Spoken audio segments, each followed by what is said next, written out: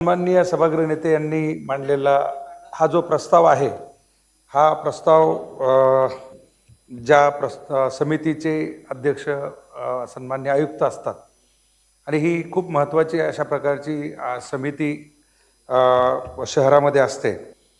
सभागृहातले सदस्य त्याच्यामध्ये असणं गरजेचं आहे, परंतु तज्ञ सदस्य असणं देखील तेवढंच गरजेचं आहे।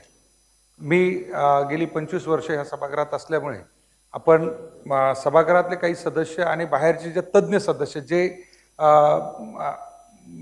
वृक्ष लागवडीवर किंवा पर्यावरणावर काम करणारे लोक आहेत, तर अशा लोकांची नियुक्ती आणि ते फार नसावेत, ते फार नसावेत।